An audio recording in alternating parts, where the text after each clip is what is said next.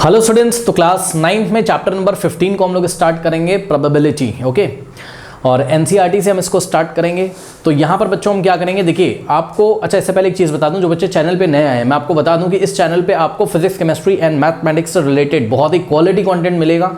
ठीक है, हर एक चैप्टर को लगभग हम लोग पढ़ा चुके हैं यहाँ पर। ठीक है, कमेंट सेक्शन में एक पिन कमेंट है, उसको चेक करिए। पिन कमेंट क्या होता है, जो सबसे ऊपर आ रहा है उसको पिन कमेंट बोलते हैं।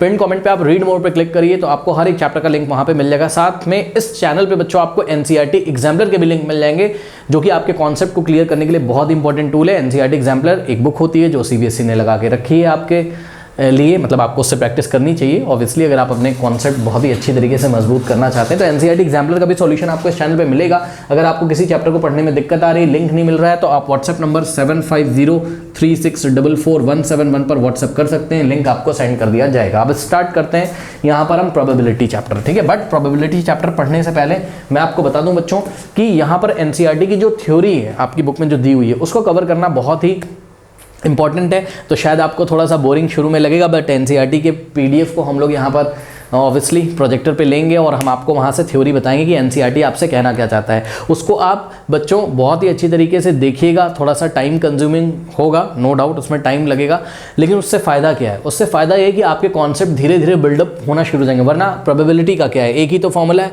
वो मैं आधे घंटे में भी फिनिश कर दूंगा। ठीक है ना, शॉर्ट में चैप्टर खत्म हो जाएगा। लेकिन फिर जब आप शॉर्ट में इसको अभी खत्म करोगे, बट आगे आपको क्लास 11-12 में बहुत प्रॉब्लम होगा, क्लास 10th में प्रॉब्लम होगा। तो इस तरीके से हम इसकी थ्योरी को कवर करेंगे। प्रोबेबिलिटी में आपको थ्योरी कवर करना एनसीईआरटी का बहुत ही ज़रूरी है, तभी आपके कॉन्सेप्ट क्लियर होंगे। ठीक है, तो आइए पीडीएफ को हम यहाँ पर लेते हैं और देखते हैं कि एनसीईआरटी हमसे क्या कहना चाहता है। सब कुछ पॉइंट टू पॉइंट आपको पढ़ाएंगे, क्या टेबल दी हुई है, क्या नहीं है, क्या वो कहना चाहते हैं। ठीक है ना, तो आइए स्टार्ट करते हैं। तो स्टूडेंट्स लीजिए आप एनसीईआरटी पेज नंबर 271 में। ठीक है, ये देखिए आपका चैप्टर स्टार्ट होता है। ठीक है, इंट्रोडक्शन सबसे पहले लेते हैं। एनसीईआरटी बुक सबके पास होनी चाहिए। बोलता है in everyday life we come across statement. देखिए आप बच्चों कुछ स्टेटमेंट जरूर सुनते होंगे, आइए देखते हैं कैसे स्टेटमेंट हम लोग सुनते हैं। It will probable rain today. ठीक है, शायद आज पानी बरसेगा, ऐसा बोला जा रहा है। ठीक है, नेक्स्ट देखिए, I doubt that he will pass the test. ठीक है, मुझे डाउट है कि वो टेस्ट पास करेगा भी कि नहीं।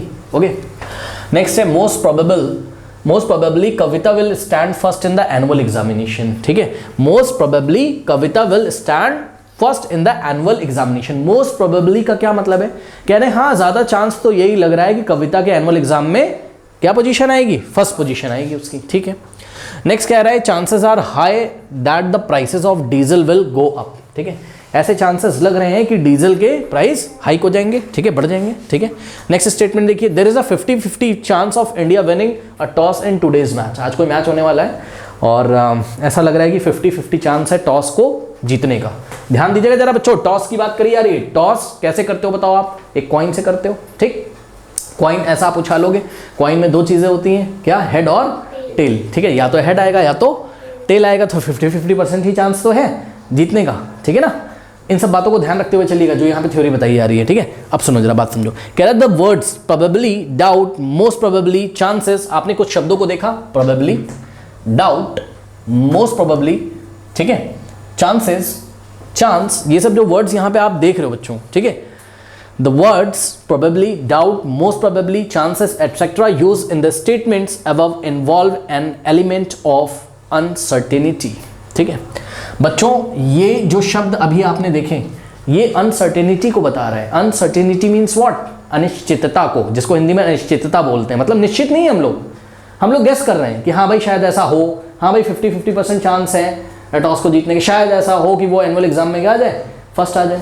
ठीक है, तो वही कह रहा है कि जो वर्ड्स हैं that are used in above statements involve an element of uncertainty. यानी कि अगर कहीं अनिश्चितता है, अगर आप पक्के नहीं हैं, यानी कि आप बोल रहे हो शायद आज पानी बरसेगा, बात समझ में आएगी नहीं। अगर आप अनसर्टेनिटी को देख रहे हो तो वो अनसर्टेनिटी जो है, जो कि अनिश्चित चीजें हैं, उनके जो एलिमेंट्स हैं, उनके जो तत्व हैं, वो तत्व क्या क्या है, वो एलिमेंट्स क्या क्या है, वो एलिमेंट है क्या, प्रोबेबल, डाउट। क्योंकि देखो आप निश्चित नहीं हो, तो आप निश्चित नहीं हो तो उनके लिए आपको कुछ एलिमेंट्स का, कुछ शब्दों का आपको यूज करना पड़ेगा। ठीक है, वो शब्द क्या है, ये सारे। ठीक है ना, ठीक है, अब देखते हैं जरा। कह रहा है कि for example in one probable rain will mean it may rain और मे नॉट रेन टुडे। ठीक है, स्टेटमेंट 1 में देखिए क्या कह रहा है, it will probable rain today, probably rain today, तो शायद आज पानी बरसेगा, शायद नहीं बरसेगा, कंफर्म नहीं है, अनसर्टेनिटी है। वहां पर अनिश्चितता है, तो उस अनिश्चितता को बताने वाला जो एलिमेंट है वो कौन है यहाँ पे? प्रोबेबली। कौन सा शब्द क्या यूज किया आपने यहाँ पे? प्रोबेबली। ठीक है, फिर उसके बाद देखिए जरा, उसके बाद क्या कहता है? कहता है कि हाँ, अब देखो बच्चों ध्यान से समझो, आगे कह रहा है कि we are predicting rain today based on our past experience when it rain under similar conditions. सुनिए जरा ध्यान से। मान लीजिए आप लखनऊ में रहते हो, ठीक है, आप लखनऊ में रहते हो, ठीक है। हमने आपको इससे पहले एक चैप्टर पढ़ाया है, कौन सा? स्टैटिस्टिक्स। हमने आपको क्या बताया था स्टैटिस्टिक्स में? बताइए। हमने बताया था डेटा कलेक्ट किया जाएगा और डेटा कलेक्ट करने के बाद प्रेडिक्शंस की जाएंगी, कुछ भविष्यवाणी करी जाएगी। अब आप लखनऊ में रहते हो तो लखनऊ का जो कंडीशंस हैं वो सिमिलर है, मतलब आज भी आप लखनऊ में हो, 2 साल के बाद भी आप लखनऊ में हो, तो हम लोग क्या करेंगे? हम लखनऊ का पुराना डेटा कुछ ना कुछ कलेक्ट करेंगे। कब पानी बरसा था, कितने सेंटीमीटर वर्षा हुई थी, उन पुराने डेटा को जो हमने कलेक्ट किया उनको देखते हुए हम आगे भविष्यवाणी करेंगे। क्या करेंगे? आगे हम भविष्यवाणी करेंगे कि हाँ भाई पानी बरसेगा कि नहीं बरसेगा, इस मंथ में पानी बरसेगा कि नहीं बरसेगा, और बरसेगा तो कितना पानी बरसेगा, ज़्यादा बरसेगा या कम बरसेगा, उसको हम सेंटीमीटर में मेजर करते हैं। पानी जब बरसता है, ठीक है, रेन फॉल इन सेंटीमीटर्स में मेजर करते हो आप लोग, है ना।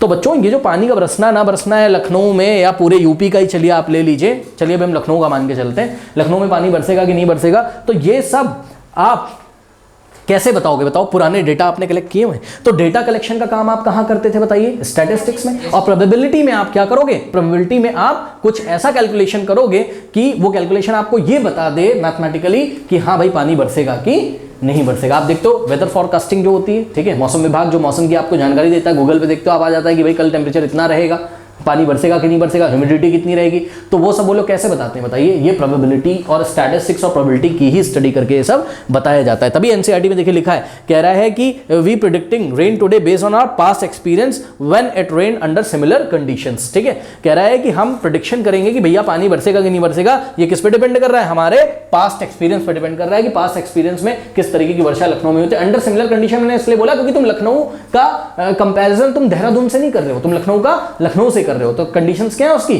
सिमिलर है, मतलब वहां का जो भी है एटमॉस्फेरिक प्रेशर वशर और जो भी टेम्परेचर वगैरह है वो क्या है? सिमिलर है। बात समझ रहे? कंडीशन सिमिलर है, तब आप कंपेयर कर रहे हो, कंपेयर क्या कर रहे हैं, सॉरी, पुराना डेटा आप कलेक्ट करके फ्यूचर के लिए क्या कर रहे हो? प्रेडिक्ट कर रहे हो। ठीक है, तो ये जो प्रेडिक्शन का आप काम कर रहे हो ना बच्चों, भविष्यवाणी का जो आप काम कर रहे हो, आप जो चांस यहाँ पे निकाल रहे हो कि भैया पानी बरसेगा कि नहीं बरसेगा। देखिए एक बात बताएं, बचपन से आप किसको समझते हो? नंबर्स को समझते हो बचपन से, ठीक है ना। बचपन से आप किसको समझते हो? नंबर्स को। हर चीज़ आप नंबर से, आप जाते हो सब्जी लेने, बोलते हो भैया 2 किलोग्राम आलू दे देना, ठीक है, 2 किलोग्राम टमाटर दे देना, 1 किलोग्राम शुगर दे दीजिए, यही सब बोलते हो, तो आप नंबर्स को पहचानते हो। तो पानी बरसेगा कि नहीं बरसेगा, अब हम इस चीज को किससे नापेंगे, किससे मेजर करेंगे? नंबर से।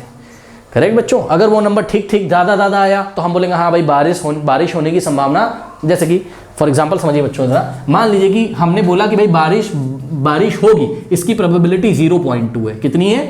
अरे नंबर से ना आप 0. भी तो एक रियल नंबर है, ठीक। हमने बोला कि भाई पानी बरसेगा, इसकी प्रोबेबिलिटी 0.2 है। फिर किसी और शहर के लिए पानी बरसेगा, उसकी प्रोबेबिलिटी कितनी? 0.7। ये सिटी ए है और ये सिटी बी है। बताइए कौन से सिटी में पानी बरसने की ज्यादा संभावना है?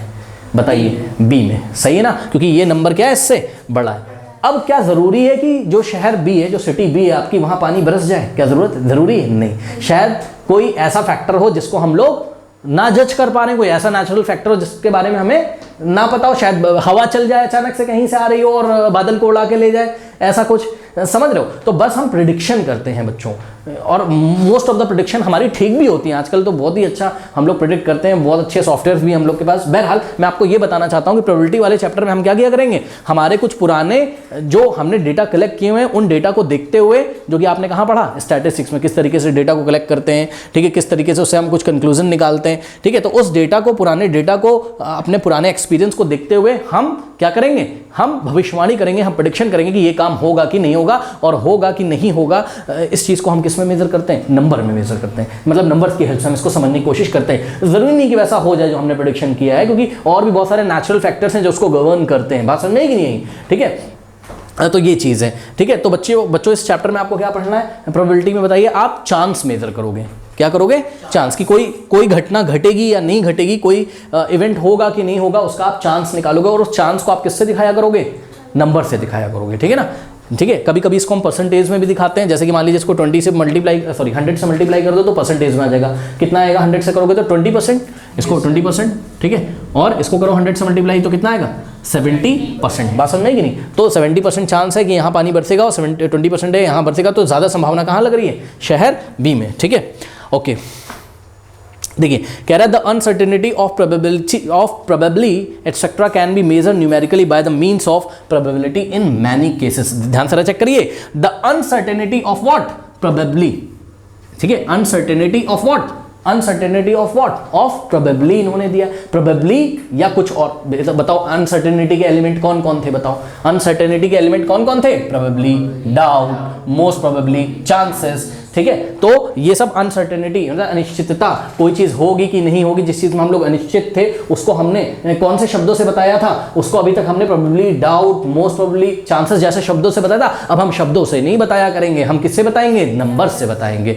और यही जो नंबर से बताने का जो काम होता है, ठीक है, किसी अनसर्टेनिटी को बच्चों, अनसर्टेनिटी जैसे कि क्या? जैसे कि ये सारे एलिमेंट्स, इनको नंबर से बताने का जो काम होता है ना, वो काम हम कौन सी ब्रांच में करते हैं? मैथ्स की प्रोबेबिलिटी वाली ब्रांच में हम करते हैं। और एक नंबर निकल के आएगा, फिर उस नंबर को देखकर हम गेस कर सकते हैं कि हाँ पानी बरसेगा कि नहीं बरसेगा, या वो पास होगी कि नहीं पास होगी। ठीक है, और भी बहुत सारी जो वेदर फॉरकास्टिंग होती है ये सब हम करते हैं। देखिए लिखा भी हुआ है, कह रहे हैं दो प्रोबेबिलिटी स्टार्टेड विद गैम्बलिंग। हाँ, तो ये एक पुरानी थोड़ी सी कहानी है, आपको कहीं मिल जाए तो आप गूगल पे पढ़ सकते हो बच्चों।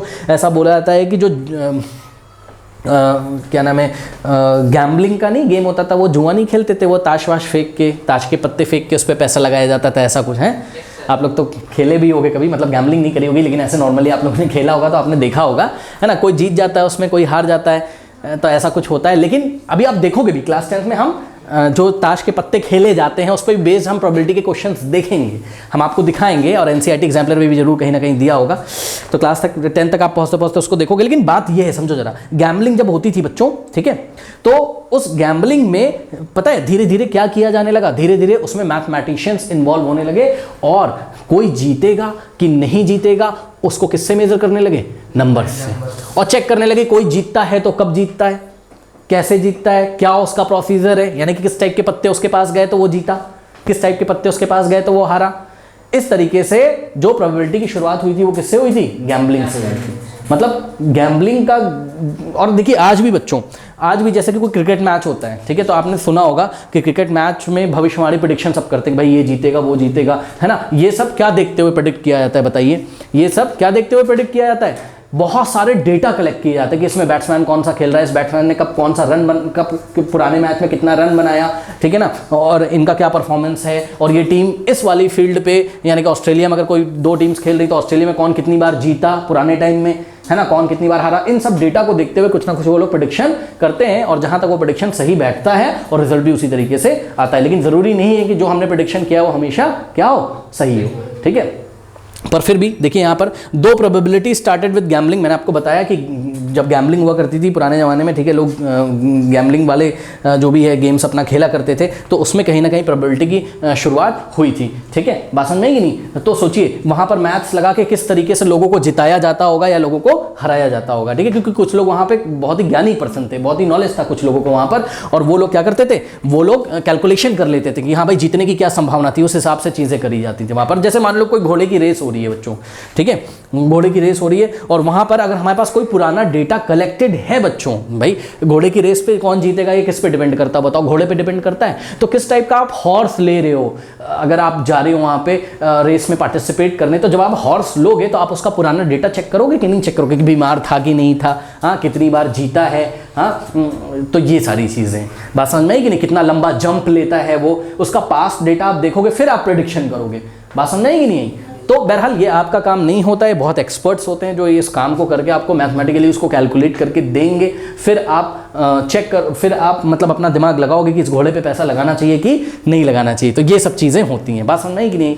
तो ये एक बस छोटा सा एग्जांपल था। आपको कह रहा है कि दो प्रोबेबिलिटी स्टार्टेड विद गैम्बलिंग, मैंने आपको बताया गैम्बलिंग के साथ स्टार्ट हुई थी, लेकिन आजकल क्या होता है, it has been use extensively in the field of physical sciences, commerce, biological sciences, medical sciences, weather forecasting. तो बच्चों आज साइंस की फील्ड में, और साइंस हो और चाहे आपका इकोनॉमिक्स का फील्ड हो, प्रोबेबिलिटी को हम बहुत ही अच्छी तरीके से यूज़ कर रहे हैं, और वो अच्छे रिजल्ट भी हमको देता है, जैसे कि फिजिकल साइंसेज में, ठीक है, कॉमर्स में, बायोलॉजिकल साइंसेज में, ठीक है। बायोलॉजिकल साइंसेज में किस तरीके से होता होगा बच्चों? कोई मेडिसिन हमने कोई मेडिसिन कुछ लोगों ने खाई होगी पुराने टाइम में मान लीजिए, अब उस मेडिसिन से रिलेटेड क्या साइड इफेक्ट आते हैं या क्या फायदा, इसको सबको कलेक्ट किया गया होगा ना सारा डेटा न्यूमेरिकली। उसको कलेक्ट करने के बाद प्रिडिक्शन करेंगे, ठीक है, फिर प्रिडिक्शन करेंगे और चेक करेंगे कि सामने वाले व्यक्ति पे उसका क्या प्रभाव हो सकता है। मतलब मैं बहुत अच्छी तरीके से शायद नहीं समझा पा रहा हूँ। किसी का ब्लड प्रेशर शायद, जैसे कि पुराने कुछ लोगों ने दवा खाई, मान लो 1 लाख लोगों को चेक किया गया पिछले 10 सालों में, ठीक है। अब देखा क्या जा रहा था, कोई पर्टिकुलर मेडिसिन थी बच्चों, वो उसको सूट नहीं करती जिसको शुगर है या जिसको हाई बीपी रहता है, ऐसा कुछ। तो वो लोग उस प्रेडिक्शन से, जो न्यूमेरिकल डेटा उन्होंने कलेक्ट किया है, उससे एक प्रेडिक्शन करेंगे और एक चांस बताएंगे कि भैया ये वाली दवा इस बंदे को नहीं देनी चाहिए, इस टाइप के बंदों को नहीं देनी चाहिए जिसका ब्लड प्रेशर क्या रहता है, हाई रहता है, या जिसको शुगर है। बात समझ में आई कि नहीं है? तो पुरानी चीज़ों को देखते हुए हम फ्यूचर के लिए क्या करते हैं, प्रेडिक्शन करते हैं, और उस प्रेडिक्शन को हम लोग न्यूमेरिकली मेजर किया करेंगे। बात समझ में आई? वही हम कहाँ पे पढ़ते हैं, मैथमेटिक्स के प्रोबेबिलिटी वाले चैप्टर में पढ़ते हैं। अब कुछ बच्चे बोलते हैं ये तो बहुत आसान चैप्टर है, नहीं ऐसा नहीं है, ये अपनी फील्ड में बहुत ही वास्ट हो जाता है आगे जाके, ठीक है। और इसके अलग अलग गवर्नमेंट ने विभाग भी बनाए हुए हैं, स्टैटिस्टिक्स एंड प्रोबेबिलिटी डिपार्टमेंट भी है वहाँ पर। बहरहाल वहाँ पर हम नहीं जाएंगे, तो वहाँ पर अलग से जॉब लगती है आप लोगों की। तो यहाँ से ठीक से आप यहाँ से अगर पढ़ना शुरू करते हो 9th क्लास से, तो एक ये भी फील्ड बनता है स्टैटिस्टिक्स एंड प्रोबेबिलिटी का, जिसमें आप अपना ग्रेजुएशन और पोस्ट ग्रेजुएशन इवन PhD तक कर सकते हैं, ठीक है। तो ये सारी चीज़ें होती है, इसलिए हमें यहाँ, मैं बार बार बोल रहा हूँ, हमें समझना बहुत ज़रूरी है, ठीक है ना। तो ये सारी चीज़ें, चलिए बढ़ते हैं नेक्स्ट टॉपिक की तरफ।